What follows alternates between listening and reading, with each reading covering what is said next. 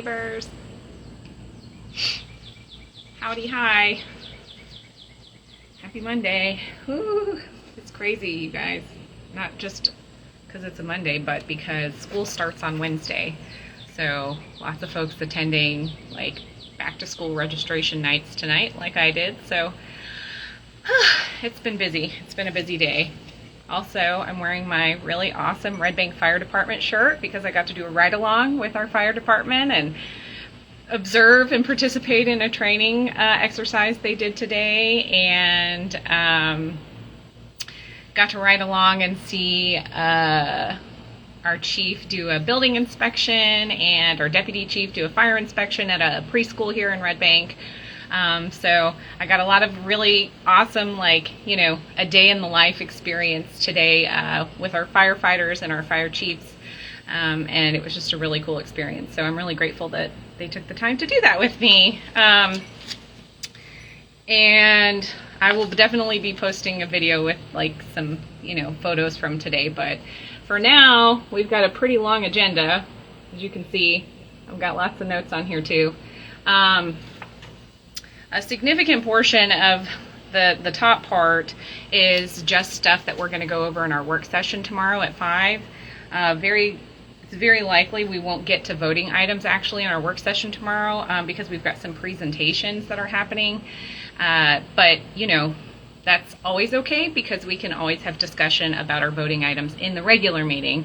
For non-voting items, we only talk about those in the work session. So we will go ahead and get started here. We've just got a couple of employee recognitions. We've got an employee getting promoted in our public works department, and then we've got an employee in our fire department getting promoted. And I won't tell you who, so it's a beautiful, wonderful surprise tomorrow. But it's really exciting that we've got some employees who want to stay with us and who want to move up and within their department. So that's very exciting. Item number 2 is the sidewalks plan presentation. And if you go to our website, redbanktn.gov, and look up the documents that have been uploaded with the work session, you're going to see this. And this is all of the information on all the different sidewalk connectivity projects that were looked at by Porch Design, who we contracted with to do this work.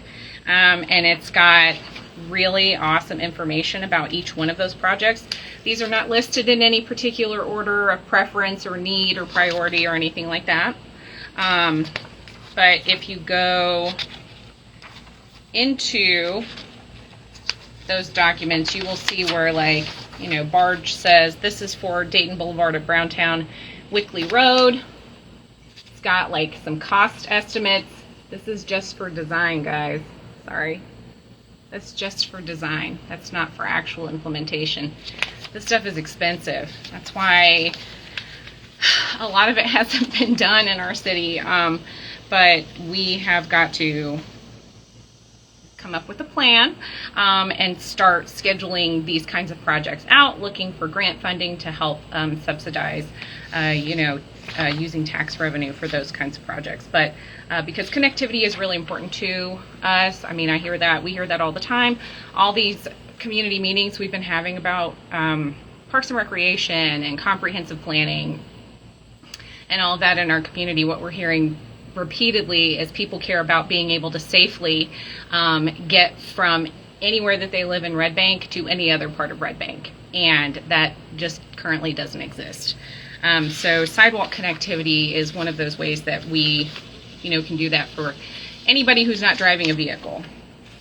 So we're going to get that presentation tomorrow. That's going to be done by our Public Works Director, Greg Tate.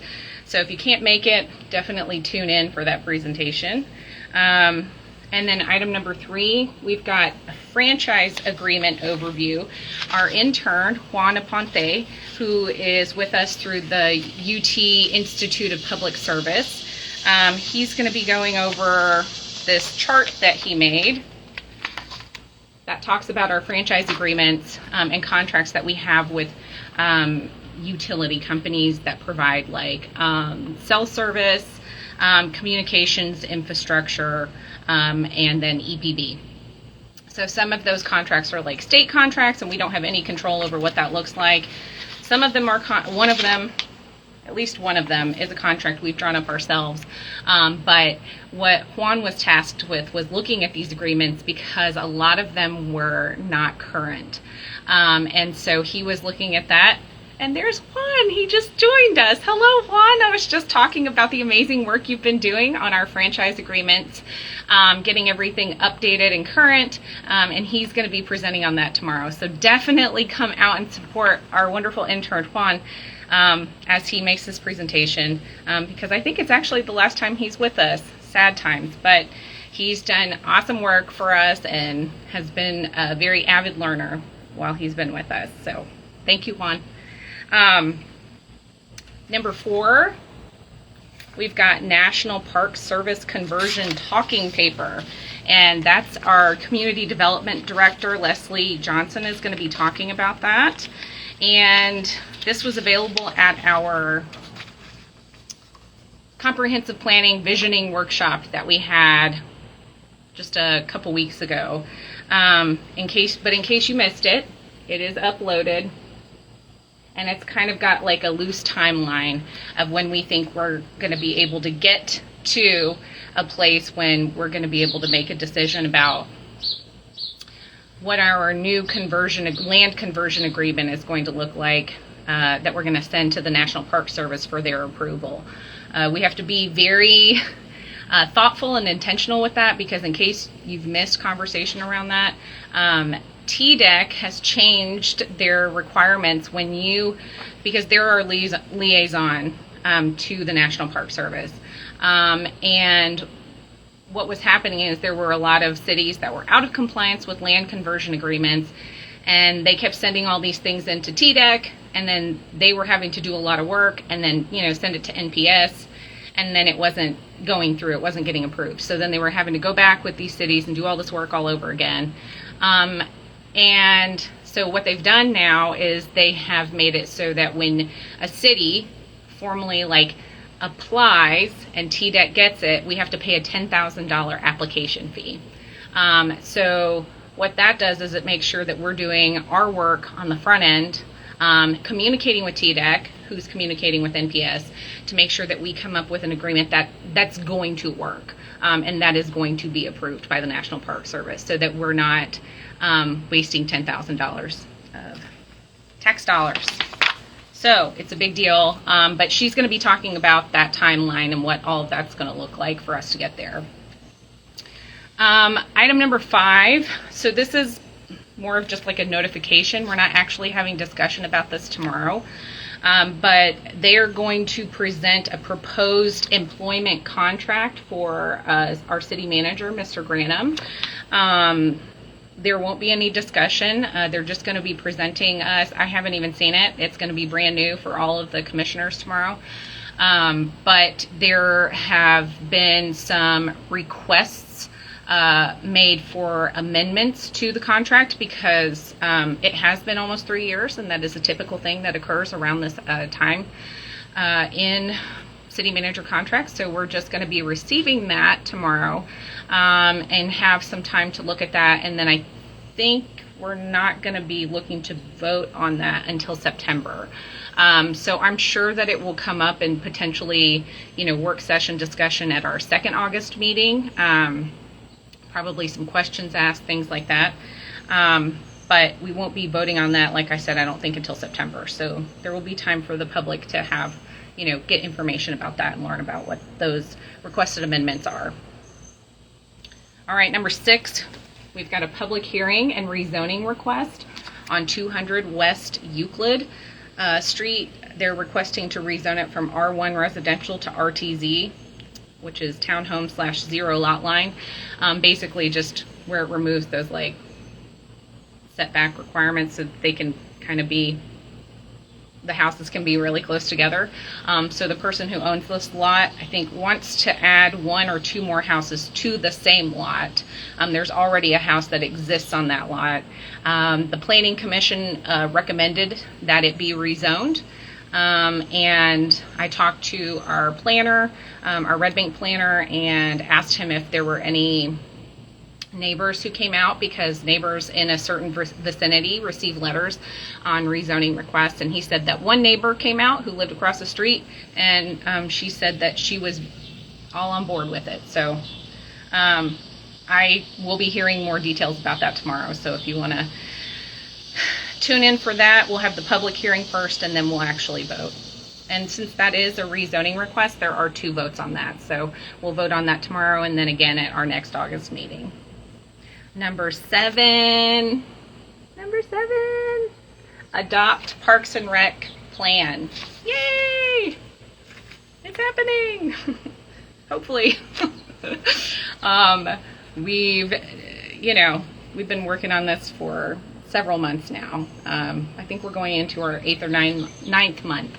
And so, this is a plan based off of, public feedback at our Christmas parade and festival last year, based off of, a survey that we did, that we also sent a mailer out to everybody, to let them know about it, and to let them know that if they didn't have access to the internet, that they could come into City Hall and get a paper copy of the survey. So we really went above and beyond to make sure everybody could be engaged in this process. We had a public meeting back in May, I think, and then we had a draft plan presentation and got some more feedback, and then an actual draft was presented to us at our last meeting, and we are ready to vote on it.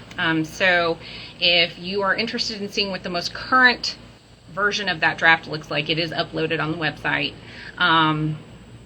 probably on the Parks and Rec page, potentially also. I haven't actually looked to see if it's on the regular agenda packet for tomorrow's regular meeting, but because I already have a copy of it, so just double check on that. But we'll be talking about that, asking any other questions, maybe potentially making other amendments, and then voting to formally adopt our first ever Parks and Rec master plan. And this is huge for us because to access some of those state level park grants,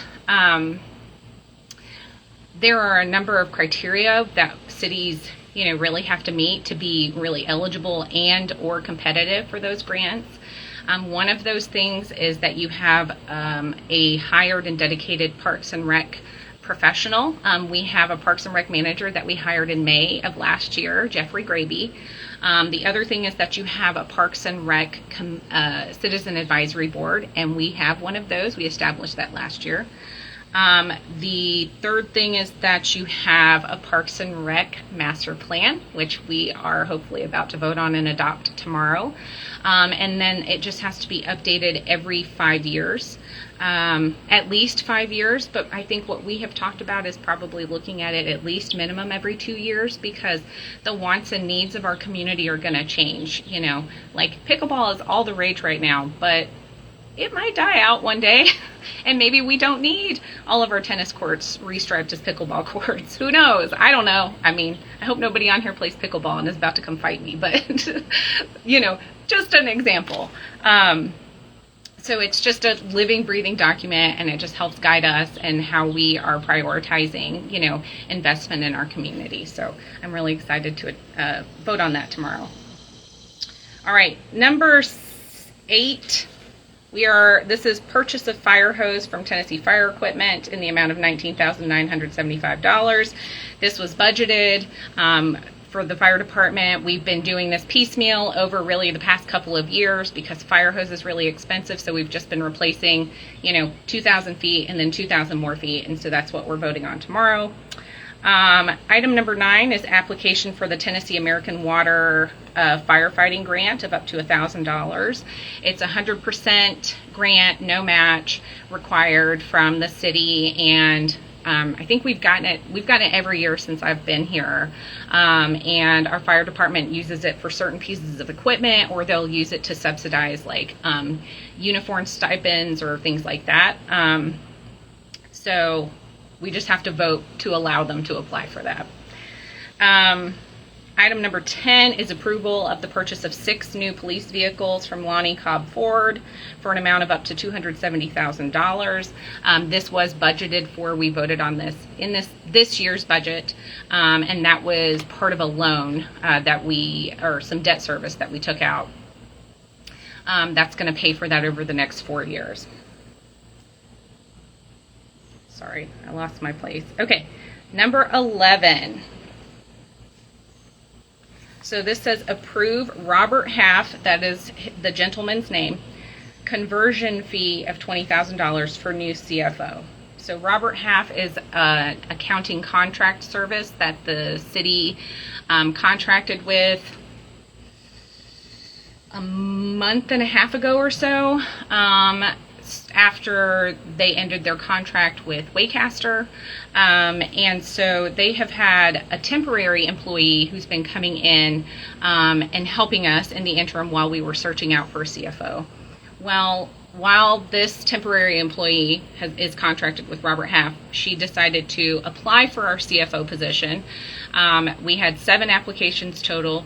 We had 2 folks that showed up for interviews, and this lady, her name is Chris Pickle.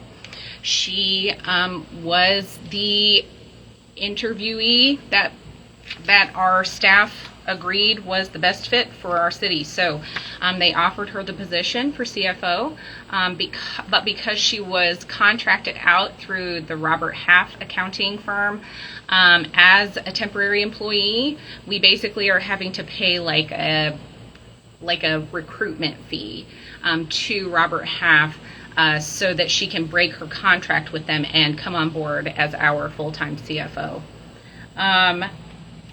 So this is an unbudgeted expense because this was unanticipated.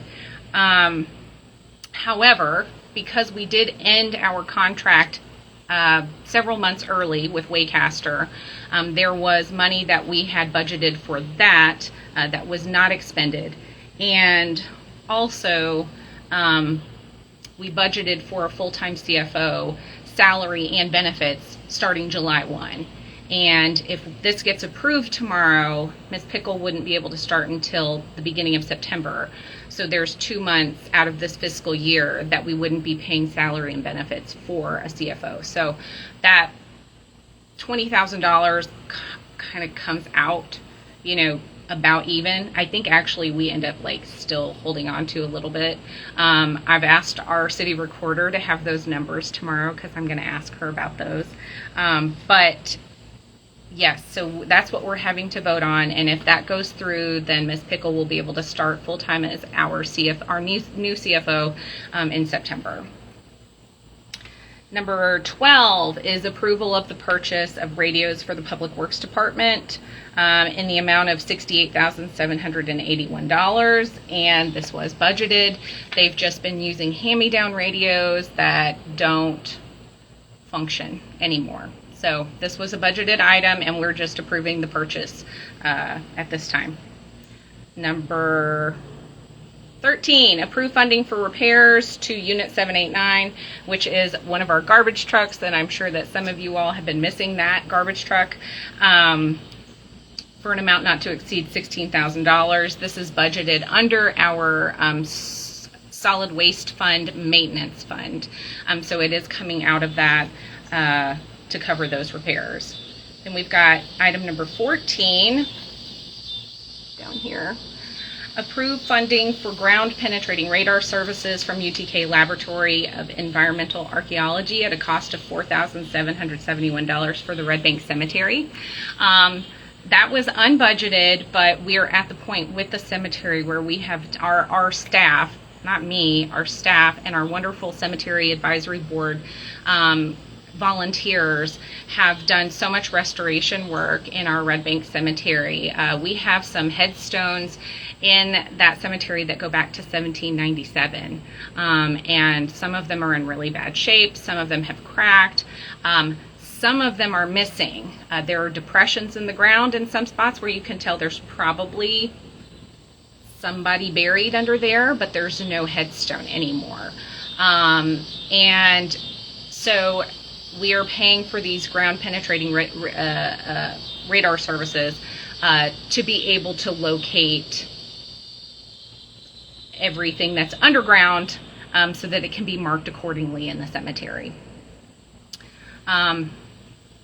So we can honor the people that are buried there, and also because they do want to do some more work with like adding some landscaping and things like that inside of the cemetery, and we can't do that if we don't know what's under the ground, what's maybe shifted under the ground. So that's what that's for. The $4,771 would be coming from the general fund. All right, and then the final item we have, this is what I have like a bunch of these little notes over here for, because I'm just a weirdo, but this is to approve the hiring of a consultant for the Ashmore Avenue slope failure. This is just for scope of work. This is not for actual repair work, okay? It's going to cost almost $165,000, and I'm going to talk to you about it in just a second. $66,700 of those dollars are coming from American Rescue Plan Act funds that we allocated back in the spring of 22. $98,015.50 is unbudgeted and proposed to come from the general fund. And I'm going to tell you why we're in this situation. This on Ashmore Avenue, let me see if I can find, there was a map in here. There was a slope, or the road in this section has failed and cracked several times over the past 10 plus or minus years. And what has happened as a result of those cracks, you can see, sorry, when that happens and when there's rainfall and it gets down in between the cracks, it further destabilizes the road, okay? So what's happened is part of the pavement has actually started to shift onto the slope, like dangerously dangerous for drivers on that road. So what happened back in 2013 was, well, I guess this has been going on for over 10 years, 11 plus years. Back in 2013, the City Commission voted to spend $62,893.75 to Band-Aid the road, okay? They didn't do any kind of work, any kind of like study or evaluation to determine what is happening underneath the pavement to cause it to continue to crack and destabilize. So it was almost $63,000 of taxpayer dollars to just, put a Band-Aid on this road where there have been regularly recurring problems and destabilization. So that is why we are now having to spend $165,000 to do the work that should have been done 11 years ago to determine why the failure is occurring. I did some calculations on our inflation calculator. So $63,000 back in 2013 was equal to about $86,000 today. $165,000 today is equal to about $125,000, back in 2013. So if they had spent maybe about $40,000 more at the time, they could have found out what the problem was and spent way less of your taxpayer dollars. We wouldn't be having this conversation today. So it's really unfortunate when stuff like this happens. Like, this has been kind of the story of my time in local government, is a lot of stuff has been, they've put a Band-Aid on it, or they've just, reused, recycled things, had people working 3, 4, 5 jobs, getting paid one salary. And so that's why we've been just barely making it in our city. And we're left now to deal with all these kind of deferred maintenance, deferred infrastructure issues that we are encountering. And I know it's a really hard pill to swallow, but we have to kind of, like we did last year with the tax increase. It was icky and yucky and nobody liked it. I didn't like it. We had to rip the Band-Aid off. We had to level set. That's what we're having to do now with all of these planning efforts. We're having to really build our city up to the foundation that should have been in place well before I got elected. But that requires investing into your city, and that just was not happening, not enough. And so, we've got problems like this where we have to pay $165,000 to determine what is causing the failure on Ashmore Avenue, and then we're going to have to budget in our capital improvement plan the actual repair for that road. And I have no idea what that estimate is going to look like.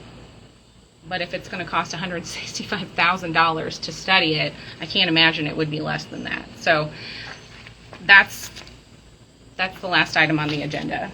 And that's me off my soapbox. So the last thing I did want to mention to you guys, if you care about our beautiful, wonderful little school, Alpine Crest Elementary, they have been working so hard with the master gardeners of Hamilton County, and we are finally at the place where the Alpine Crest Elementary School site and the surrounding forest that is on that property is being recognized as a Class 1 arboretum.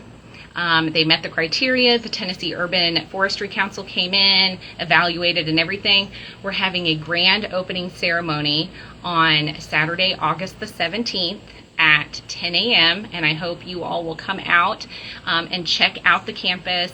Our wonderful master gardeners have worked with our e-lab at Alpine Crest and printed out signs for all of the trees, and it's just a beautiful little space. And it will be really fun to walk around in nature at this school that is so precious to our community. So I just wanted to bring that up in case you weren't going to be able to make it to our meeting tomorrow, because I will also announce it then. So if you guys don't have any questions, that was a lot of stuff. But if you do think of anything, you know where to find me. And otherwise, I will see you tomorrow night at 5 o'clock. Have a good night.